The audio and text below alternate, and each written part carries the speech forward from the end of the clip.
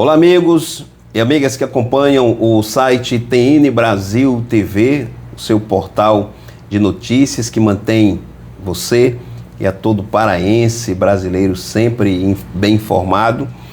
E também a coluna Jus Pará, que é o espaço onde nós conversamos com advogados, com advogadas, com acadêmicos, acadêmicas e também cobrimos os eventos, né, dessa área, da área do direito, que é uma nova especialidade da TN Brasil TV. E hoje nós iremos aqui conversar com a Beatriz Cardoso, Beatriz, que é de Igarapé-Açu. Daqui a pouquinho vai ter a oportunidade de falar sobre sua cidade, sobre seu município, né? Então, muito obrigado, Beatriz. Eu que agradeço o convite. Por ter aceitado, né, o convite e vir conversar comigo aqui. Eu que agradeço. Eu fiquei muito feliz com o convite. Eu sempre gostei muito de me comunicar, justamente por isso eu escolhi a área jurídica. E eu estou aqui disponível para o que vocês precisarem. Ok, então vamos começar de maneira muito direta. Estamos em Belém, né, nesse momento, mas agora nós iremos dar um pulo em Igarapé-Açu. Então, fala um pouco aí da sua cidade. A minha cidade, o Dr. César Ramos sempre fala que é o melhor lugar do mundo. E o Dr. César Ramos, meu conterrâneo, e Igarapé-Açu é a cidade onde a minha mãe nasceu. E desde sempre a gente já morou em vários locais, mas a gente sempre retorna para lá. Por algum motivo a gente sempre retorna para Igarapé-Açu. E nós retornamos para lá tem mais ou menos uns 5 anos, exatamente o tempo da minha faculdade. E eu comecei a estudar e sempre tive esse deslocamento de Igarapé-Açu para Castanhal. Eu passei em 8 faculdades quando eu fiz o vestibular, obtive notas excelentes, mas eu escolhi estudar na faculdade que fosse mais perto de mim, mais perto para eu poder ir e voltar todo dia, porque eu não queria mudar de cidade, eu não queria ir para outro local. Igarapé-Açu é um local onde as pessoas são muito solícitas, as pessoas ajudam, a gente conhece muita gente lá, então a gente tem aquela familiaridade com todo mundo. E inclusive agora para a minha advocacia, que eu estou pretendendo seguir o previdenciário, está me beneficiando muito também, então por enquanto eu pretendo continuar lá. Beatriz, mas tu já é advogada, né? Quase, eu terminei a faculdade, só falta chegar ao AB. Tá certo, ok. Bom, Beatriz, então, né, você é de Igarapé, né, Açu, sempre, às vezes confundo com Igarapé, Mirim, sim, né? É bem parecido. Mas são municípios diferentes, né? Mas assim, por qual razão, né, você escolheu o direito? Claro que você já falou um pouco da questão da comunicação, que terminou também te aproximando, né, do direito, que é uma área de comunicação, né, de fala, né, de defesa, de acusação e etc. Mas para o direito em si mesmo, o que foi que te levou? Eu escolhi cursar direito com 5 anos de idade. 5 anos de idade é pouquíssimo tempo, né, para uma criança decidir o que ela quer para a vida adulta dela. E eu decidi, infelizmente, foi por uma situação familiar que aconteceu com o meu irmão mais velho. Ele foi assassinado e isso me gerou muitos questionamentos. Mesmo eu criança, eu sempre gostei de ler muito. Eu sempre fui uma pessoa muito à frente da minha idade. Então, por esse motivo, eu sempre via na televisão juízes, promotores, advogados dando entrevista. E eu via que aquilo era um meio para eu conseguir me comunicar com as pessoas e conseguir ajudar as pessoas de certa forma. Então, eu sempre tive esse sonho muito grande dentro de mim, nunca mudei, nunca quis outra coisa da minha vida, sempre foi o direito, porque acima de tudo eu me considero uma pessoa muito humanista e o direito eu acredito que ele deve ser acima de tudo humano. Então, um drama, né, pessoal, familiar, te conduziu ao direito. Hoje, você acredita que tomou a decisão certa para a sua vida? Inclusive, você terminou já o processo acadêmico, já fez a prova da OAB, não é isso? Sim. Falta só receber a carteirinha. Então, prestes a receber a carteirinha, você está ciente de que tomou a decisão certa para a sua vida? Com certeza. Eu não me vejo fazendo outra coisa, a não ser a advocacia. Não sei se um dia eu vou querer fazer concurso ou outra coisa, mas por enquanto a advocacia, porque ela me dá uma liberdade muito grande de poder ajudar as pessoas.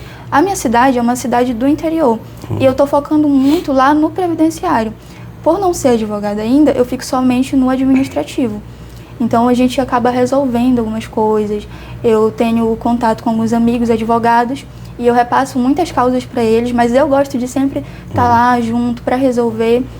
E eu sinto que eu tomei a decisão certa porque, por exemplo, quando a gente consegue uma aposentadoria para alguém, aquele olhar de felicidade da pessoa, de gratidão, aquilo é muito gratificante para a gente.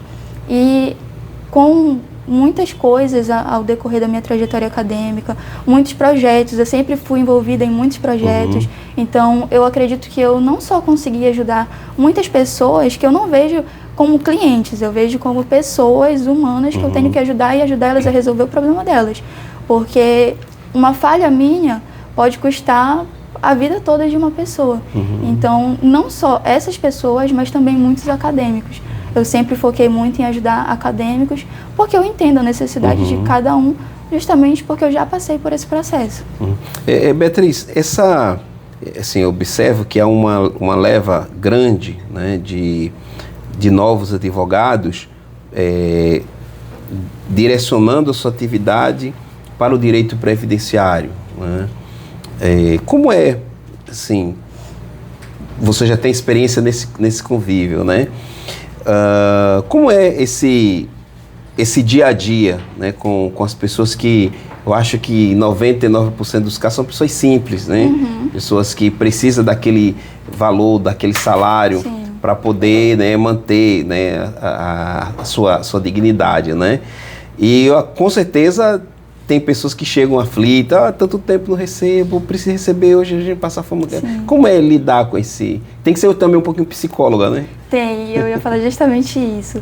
A gente tem que saber entender como cada pessoa é de uma forma diferente. Então, nós como advogados, ou futuros advogados, nós temos justamente que ter esse olhar mais delicado para essas pessoas, para saber como lidar com cada tipo de pessoa. Porque tem pessoas que chegam comigo e falam assim, Beatriz, só resolve o meu problema. Mas tem pessoas que querem conseguir entender tudo aquilo que eu vou fazer. Então eu explico, eu gosto muito de explicar, eu até faço mais questão de explicar, só que quando chega uma pessoa comigo que só fala para eu resolver, eu explico o básico. Então a gente tem que saber lidar com cada uma dessas pessoas. E é o que você falou, são pessoas mais simples. Então a gente não pode usar uma linguagem muito difícil, a gente tem que facilitar ao máximo a vida do nosso cliente. E eles são pessoas muito gratas pelo nosso trabalho e nós somos muito gratos pelo carinho deles. Eu gosto muito de fazer atendimento mesmo.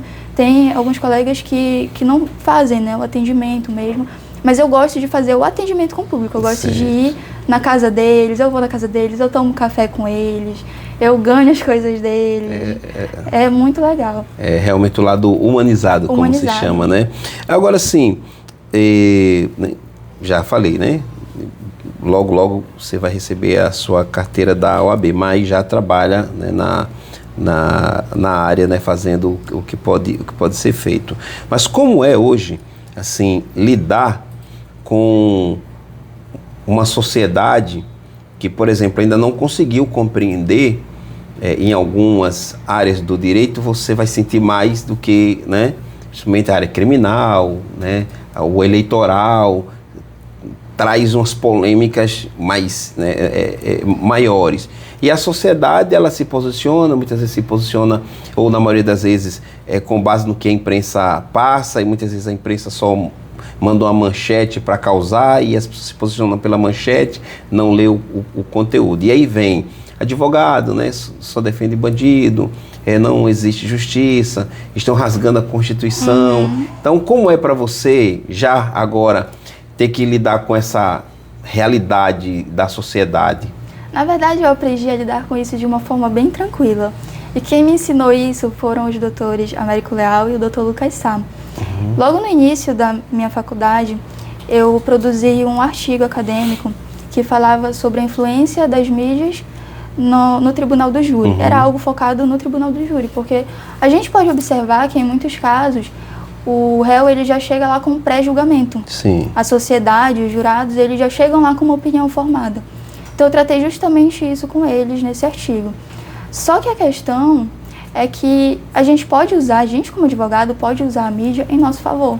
Porque assim como a acusação, no caso onde nós estaremos atuando como defesa, assim como a acusação vai chegar e vai falar, a mídia vai disseminar um monte de informações, Sim. muitas delas são falsas, algumas verdadeiras, algumas falsas, e a gente tem que saber lidar, a gente tem que ter o famoso jogo de cintura para conseguir lidar com aquela situação. E a gente indo, dando uma entrevista, realmente falando sobre o caso, claro, com muita técnica, com muita atenção e de forma estratégica, a gente consegue, pelo menos de certa forma, tirar aquele pensamento de que bandido bom é bandido morto, de que o indivíduo já chega lá no tribunal com aquele pré-julgamento. Então, o advogado, ele tem essa opção. Eu prefiro levar por esse lado.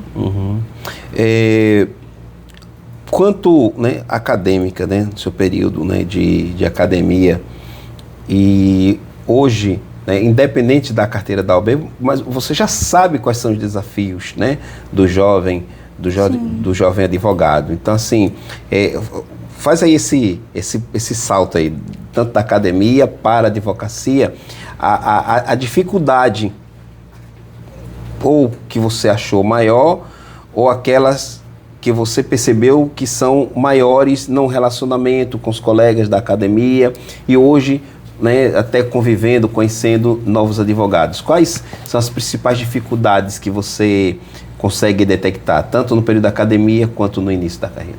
No período da academia, sem dúvidas, é a falta de experiência. A faculdade, ela só prepara a gente para o teórico. A prática, a gente não tem dentro da faculdade. Então, se a gente não fizer um estágio, se a gente realmente não for atrás, a gente não vai ter experiência nenhuma. E é isso que, quando nós nos tornamos advogados, os jovens advogados, eu vejo que tem essa necessidade muito grande da prática. Então, trazer a prática para os jovens advogados é muito importante. Por isso que nós criamos o Instituto Paraense de Ciências Jurídicas, justamente para a gente poder trazer essa prática. Então, lá a gente faz júri simulado, e nesse júri simulado a gente leva bem a sério mesmo, como se fosse um júri real, com todas as regras, com tudo certinho, justamente para trazer essa vivência para o jovem advogado. E para a jovem advogada, a gente ainda encontra alguns empecilhos maiores por causa da discriminação com o sexo feminino. A gente, muitas das vezes, não é vista, as pessoas ignoram. Comigo mesmo já aconteceu de eu estar em um local onde só tinha homens e me ignorarem por completo. E uma pessoa lá foi e me incluiu. Então, não só comigo, mas eu converso com outras advogadas e elas sempre falam exatamente a mesma coisa. A advogada, ela tem um certo preconceito a mais do que o advogado homem. Inclusive, nós publicamos recentemente, no domingo, um texto sobre a reação, né, das mulheres no Brasil inteiro sobre essa insistência em colocar a mulher a um papel secundário. Então, aquela mulher faz parte do escritório, né, de advocacia, aquele escritório de advocacia tinha uma causa grande, aquele escritório de advocacia venceu a causa grande, a mulher é quem encabeçou, que fez 90%, 95% de tudo que devia fazer, mas na hora dos louros, a mulher praticamente não é citada. O escritório ganha um nome, o dono ganha um nome, é mencionado um advogado ou outro, e a advogada é relegada lá a um papel de mera coadjuvante. Então, atrelada a isso, nós temos a questão da violência, né, contra as mulheres que não cessam. Então, essa questão de colocar a mulher numa posição inferior e a questão da violência também é um desafio grande, né? Muito. E a advogada que já está há mais tempo, ela tem essa dificuldade, mas a jovem advogada, para ela poder se inserir nesse mundo, é ainda uma dificuldade muito maior. Então, nós enfrentamos isso, mas é algo que eu acredito que, tanto para mim quanto para as outras advogadas, as colegas, não é algo que vai fazer a gente parar. É muito pelo contrário, é um incentivo a mais para a gente fazer melhor. Mas com relação à violência, o feminicídio, né? Então, por exemplo, no final de semana agora, fiquei tonto, né? Alguns casos se tornam, né, do conhecimento de todo mundo, Mas tem inúmeros casos, mais de 15 mulheres mortas aí nesse final de semana, Brasil afora, né, por homens que não conseguem se conter ou aceitar o não da mulher. A mulher já cansou, né, daquela situação, daquela relacionamento, quer seguir a vida dela, o cara simplesmente não aceita, não é minha, então não é de ninguém, e vai lá e mata essa mulher, independente dela ser advogada, delegada, seja lá o que for. Inclusive, eu já conversei com uma delegada que falou que sofreu violência doméstica. Então, a violência doméstica, às vezes, a pessoa pensa que ela está atrelada somente à situação de vulnerabilidade. Na maioria dos casos, sim. Mas uma mulher que ela é vista pela sociedade como uma mulher mais empoderada, ela também está propícia a sofrer esse tipo de violência. Tem até uma parábola, que é a parábola do sapo, que a gente sempre usa quando a gente vai falar sobre a violência doméstica, que é assim: se a pessoa colocar um sapo dentro de uma panela com água quente, ele vai sair imediatamente. Mas se colocar dentro da água fria e for esquentando, automaticamente ele vai continuar lá. Então, dessa mesma forma, com essa parábola, a gente consegue trazer para dentro do ciclo da violência doméstica, porque o agressor, ele não é agressor 100% do tempo. Então, tem o período que ele é agressor, mas tem o período da lua de mel, que é o que a gente chama. Então, naquele período, a mulher ela não consegue identificar. Muitos casos a mulher nem sabe que ela está realmente sofrendo violência doméstica. Às vezes, conversando com terceiros, que ela vai conseguir identificar. E um detalhe, inclusive lá na Assembleia Legislativa do Pará, a deputada Lívia Duarte, ela falou sobre a questão de que os pais, né, se preocupam com as filhas, incentivando-as a estudar, às vezes até ensinando alguma coisa com relação ao estudo. Sim. Ensina a cozinhar, ensina a ser uma boa dona de casa, a ser uma boa profissional, etc. E na maioria dos casos, a gente não ensina a mulher a como lidar com a questão da violência doméstica, porque é meio que natural a gente achar que o casamento ele vai promover para essa mulher segurança, que em teoria, em doutrina, né, deveria ser, né, segurança, proteção, carinho, atenção, etc. Mas a gente vê que não. Então parece que os pais hoje têm que agora colocar mais um elemento no processo de educação da mulher, né, minha filha, olha, mais cuidado com isso, aquilo outro, né. Aí vem a importância da nossa geração atual fazer isso, porque na geração, por exemplo, dos nossos pais, ainda era muito difícil falar sobre a violência doméstica. Muitas pessoas que eu mesma conheço, que são mais velhas, elas falam que sofreram violência doméstica, elas só foram saber agora. Atualmente que elas foram saber por quê? Porque estão falando mais sobre o assunto. Mas antes não tinha essa conversa, não tinha esse estudo sobre o caso para entender como que funciona. Então ficava até difícil das mães, dos pais conseguirem falar para os filhos justamente porque eles não tinham esse conhecimento. Eu acredito que a nossa geração atual tem esse dever de fazer isso pelas futuras mulheres. Ok. Você usou agora há pouco a expressão bandido bom é bandido morto. Tenho vários livros aqui que tratam sobre isso, quando essa concepção ela foi se enraizando na sociedade e o grupo social mais vulnerável, que mais sofre, ama essa expressão, né? Bandido bom é bandido morto. E nós temos o caso, né, recente lá do Rio de Janeiro, 100 e poucos bandidos foram mortos. Bandido bom, é isso mesmo, parabéns para a polícia, aquela coisa toda. Mas o Rodrigo Bacelar, presidente da Alege, pego, né, atrapalhando, né, as investigações, contato ali com o Mando Vermelho, aquela parada toda, né, do outro vereador que foi preso, etc, tal, que esse é o que das joias lá. E a Alege se reúne e votaram por tirar um cara que, né, a prova é suficiente de que ele estava... Tem uma palavra quando você está atrapalhando a justiça lá, que às vezes quando foge da obstrução, né? Então, obstruindo tal a justiça, então todas as provas estão ali, mas aí a Alege, diante de todo mundo, né, quer liberar o cara, mas o STF vai decidir se aceita ou não essa decisão, e a sociedade não usa agora a expressão, ó, bandido bom é bandido preso, né? Nem isso ela usa, né? Mas por quê? Porque o cara é rico. O cara é rico, poder. Então, é complicado também essa questão assim, né? A gente trabalhar a mentalidade da sociedade. Justamente porque muitos dos governantes, existem muitas pessoas que são corruptas. Então, a partir dessa corrupção vai desencadeando um monte de outros problemas. Por exemplo, da corrupção, nós temos a falta de servidores. Eu acredito que se tivesse mais servidores, o sistema penal ele seria muito mais eficaz. Por exemplo, eu já estagiei na delegacia e lá tinham pouquíssimos servidores.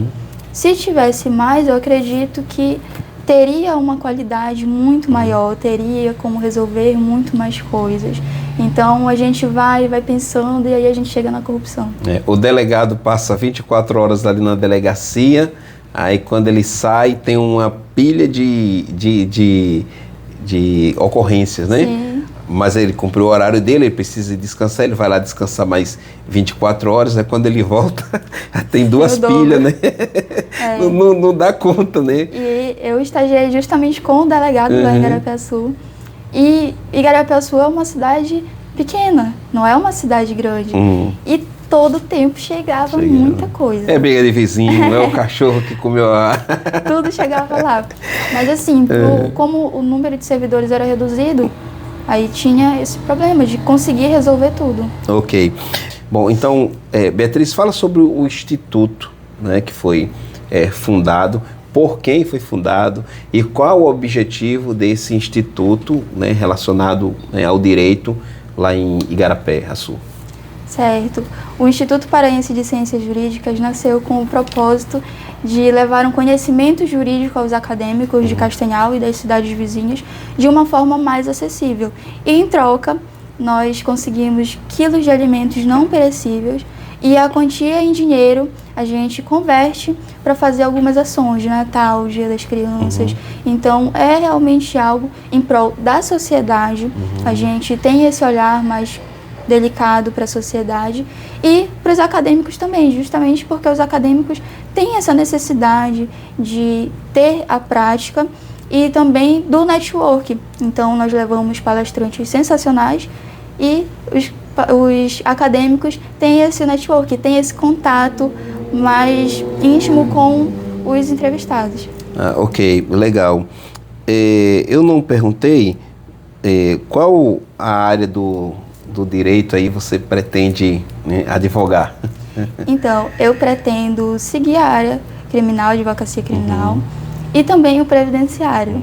Eu não consigo decidir entre um ou outro, porque eu passei a minha graduação toda olhando para o direito penal, tendo esse convívio com o direito penal. Pretende seguir os dois? Hein? Pretendo seguir os dois, tanto o previdenciário quanto o penal. Esse seu lado bem calmo, bem tranquilo de falar, fica ali no previdenciário. Isso. E o sangue quente que a gente ouvindo tua voz não percebe, mas o sangue está correndo, né? Sim. Vai para o júri. Né? É no júri. Você nunca pensou em trabalhar também com comunicação, não? Com jornalismo? Eu vi, inclusive, você entrevistando... Foi o Bulhosa? É o Bulhosa, tem até no né? Sim. O Humberto Bulhosa, que é muito meu amigo, né, do coração mesmo. E o Bulhosa tem muito a ver com a nossa migração, né, para a cobertura da área do direito. Né? Então, assim, a amizade que surgiu, cobrir um evento dele foi sucesso. Sim. Aí, então a gente vai ter que trabalhar por aqui. Você tem a pegada, viu, da comunicação. Obrigada. Nunca pensou? Ainda não, mas é uma possibilidade. Ok, ó, Rede Globo, né, precisar, né, de... Inclusive, eu comecei fazendo curso de teatro. Minha mãe sempre quis que eu seguisse esse lado mais artístico, só que eu sempre quis o direito, eu sempre quis ser advogada. Mas a minha mãe sempre quis que eu fosse atriz, era o sonho dela que eu fosse atriz. Então ela me colocou em curso de teatro, já fiz curso de teatro, já fiz peça, já fiz de tudo um pouco. E no teatro a gente aprende a se comunicar, a gente aprende a expressar aquilo que a gente quer passar, a mensagem que a gente quer passar. O teatro, eu acredito que foi algo que me ajudou muito para a advocacia. Eu consigo ter uma desenvoltura muito melhor por causa do teatro. Você participou da imersão do Humberto Bulhosa ano passado, lá no Hotel Sagres? Não. Não, né? Não. Aquela entrevista que você fez, que está no seu Instagram, foi aonde? Foi em Castanhal. Em Castanhal. Foi um evento do Instituto. Uhum. O Bulhosa é uma figuraça, né? Demais. E todo mundo gosta dele lá. Ele lançou a 2ª edição do livro dele lá com a gente e foi um sucesso, assim. Todo mundo até hoje comenta e pergunta quando que a gente vai levar ele de novo para lá. Gostaram muito da palestra dele, do jeito dele, da forma dele de se comunicar. É que, assim, a gente vê que, assim, cada um tem seu estilo, né? Alguns profissionais, eles são muito doutrinários, né? Doutrina, coisa bem, assim, dogmática, né? Técnica. Sim. O Bulhosa, ele dá uma misturada legal, né? Que ele fala dos aspectos, né? Assim, doutrinários, práticos, mas ele coloca meio que uma áurea ali de informalidade que conecta muito bem com quem está assistindo, com as pessoas que estão presentes, né? Principalmente com o público jovem. É muito bom porque os acadêmicos, eles pensam que todo mundo é muito formal, que todo mundo é muito fechado. Isso. E aí, quando chega uma pessoa que mostra esse outro lado, que mostra que o advogado, ele também pode ter a personalidade dele ali, e não só ser uma pessoa fechada, é muito interessante. E eu acredito que muita gente se inspira nisso. Por exemplo, os eventos do Bulhosa têm essa pegada assim, mais humanizada mesmo, de a humildade, né? Uma relação entre os presentes muito, muito diferente. A gente, novamente, no evento agora, né, advogados, né, como Flávia Frois, né, grande nome da advocacia criminal no Brasil, e outros escritores, advogados muito bem-sucedidos, mas no evento o cara pode até ser orgulhoso, mas no evento dele, ninguém consegue ver isso aí, porque é todo mundo conversando com todo mundo. Entra aqui no meu carro, vamos agora pro restaurante, vamos tomar um café, bora. Então, todo mundo se ajudando. Isso tem muito a ver com o Bulhosa, né? Que consegue, né, disseminar isso, né? Exatamente. E muitas pessoas, assim, acabam sendo muito fechadas dentro do direito. É interessante a gente ver que alguém traz essa prática mais humanizada pra gente. Eu acho sensacional. Ok, então eu conversei com a Beatriz Cardoso. Beatriz, muito em breve você estará nas tribunas aí, né? No tribunal do júri, né? Em outro tribunal, defendendo os seus clientes, né? Lhe desejo total sucesso, muito né? Obrigada. Que você continue nessa pegada, né, séria. Fica muito claro que você é uma mulher vocacionada, se comunica muito bem, fala muito bem. Obrigada. Por isso que eu perguntei até se você queria ser jornalista, né? Porque eu vi a entrevista que você fez, muito desenvolta, né? Como parecendo uma veterana. Então desejo a você, né, sucesso, que você consiga ser um instrumento, né, de justiça, que vença as tentações que vão surgir no caminho, né, para desviar o profissional do princípio, né, ético, né, da seriedade.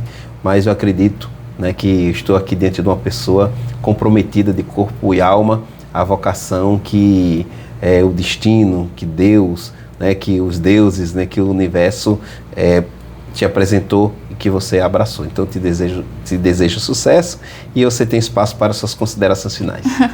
Muito obrigada pelas suas palavras. Eu fiquei imensamente feliz com o convite. Eu gosto realmente de me comunicar, eu gosto de falar. E eu gosto muito de passar a minha mensagem para as pessoas, tanto para os acadêmicos, quanto para os futuros clientes, que eu não trato somente como clientes. Eu gosto de ser uma pessoa séria, de ser uma pessoa comprometida, de ser uma pessoa que vai, de fato, fazer de tudo para resolver o problema do cliente, mas que, acima de tudo, vai conseguir entender qual é a dor daquela pessoa. Entender que aquela pessoa, ela está me procurando, mas que ela tem algo ali que precisa ser solucionado.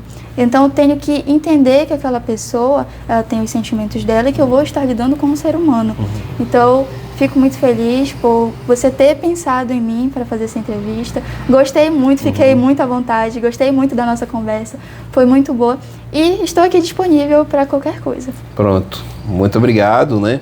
E muito em breve vamos convidar você e também já deixo aqui o convite no ar. Iremos começar, né, no próximo ano uma série aqui de de aulas, né, ao vivo. Vamos montar aqui um espaço. O advogado, a advogada vai ter 30 minutos, de 30 a 35 minutos para lecionar o tema que foi proposto por ele. Será ao vivo, tá certo? Será ao vivo. Nós iremos enviar o convite, vamos entrar em contato com algumas, né, faculdades, né, de direito, para que os alunos possam participar daquela aula ao vivo. Vamos criar uma forma de acompanhar realmente quem participou ou não participou, sim, para que receba no final o certificado. Então, 30 minutos, a cada 6, 7 minutos, o aluno vai ter que intervir, vai ter que deixar lá um comentário, né, para a gente poder saber que realmente, sim, ele acompanhou, para não, sim, receber o... Né, que tem pessoas que vai lá, liga, deixa, né, deixa lá, termina, ele nem vê, né?